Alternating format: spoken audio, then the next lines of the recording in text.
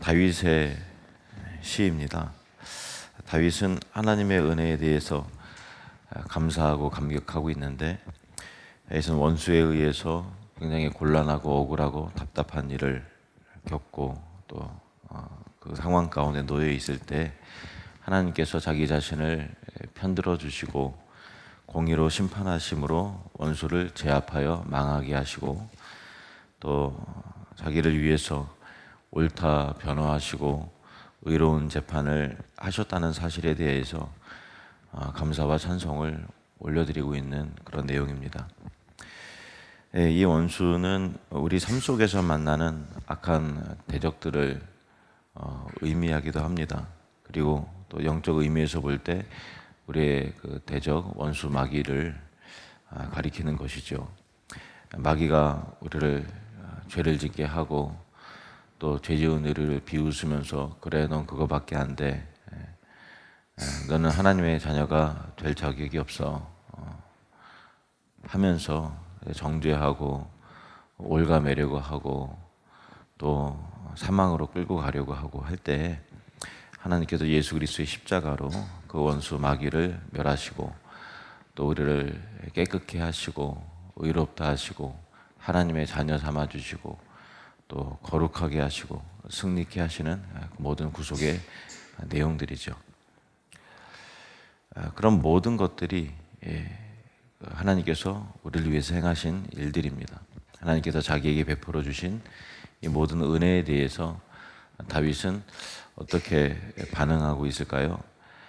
1, 2절 말씀을 보시면, 내가 전심으로 여호와께 감사하오며 주의 모든 기이한 일들을 전하리이다. 내가 주를 기뻐하고 즐거워하며 지존하신 주의 이름을 찬송하리니.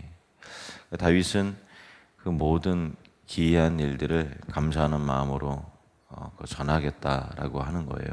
이것이 다윗에게 있어서 예배이고 찬송이고 또 감사의 도리였던 것입니다.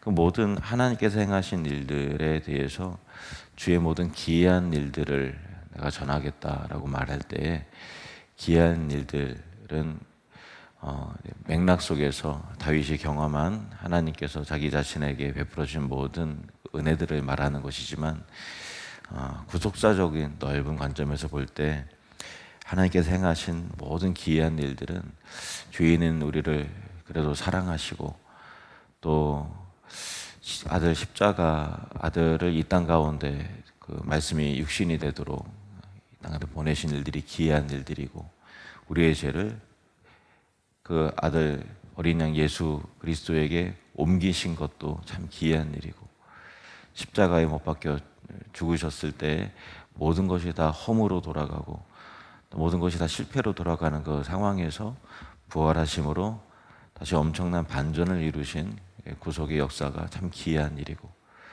또 사망 권세를 이기시고 부활하신 것 자체가 너무나 놀라운 일이고, 그 부활이 우리의 부활이 되도록 하게 하시겠다라고 약속하신 것도 참 기이한 일들이고, 또 우리가 이 땅 가운데 살지만 이 땅이 아니라 저 하늘을 소망하면서 저 천국에 대한 이야기도 참 기이한 일이고, 영생에 관한 소식이 참 귀한 일이고, 또 예수님께서 내가 다시 반드시 오게 될 것이다 라고 해서 재림을 약속하신 것도 참 놀랍고 기이한 일들 아닙니까?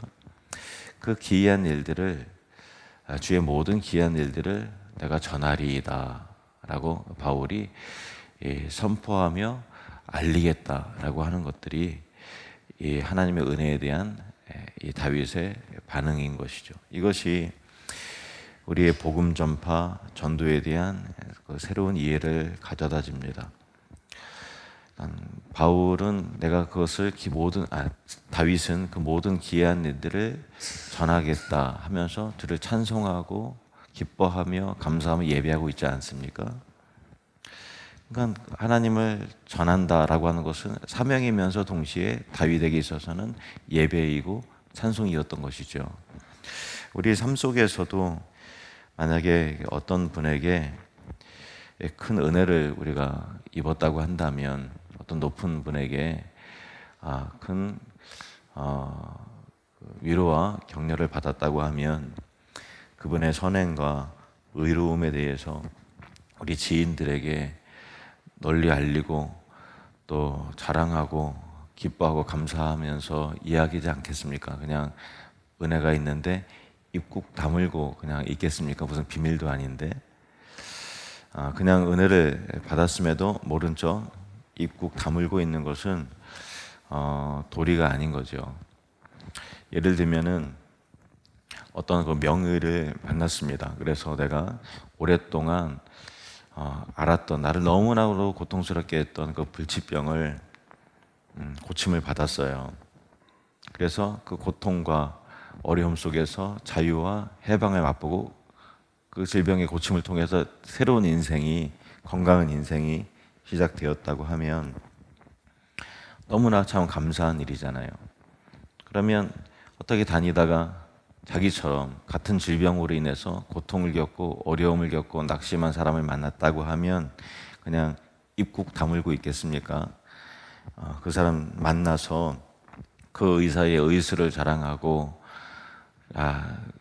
당신도 살 수 있다고, 나도 당신처럼 과거에는 그랬는데 그 명의를 만났더니 내 인생이 새롭게 시작이 됐다고 하면서 자랑하고 소개하지 않겠습니까? 그리고 그 사람이 그 의사를 만날 수 있도록 최선을 다해서 도울 것입니다.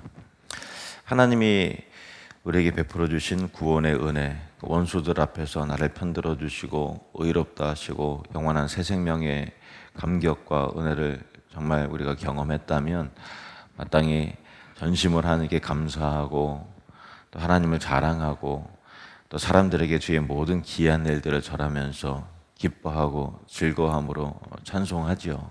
그러니까 전하고 예배하고 찬송하고 기뻐하고 감사하는 것은 다윗의 이 모든 이 시편을 통해서 이게 다 한 세트구나라는 것을 알게 되는 것입니다.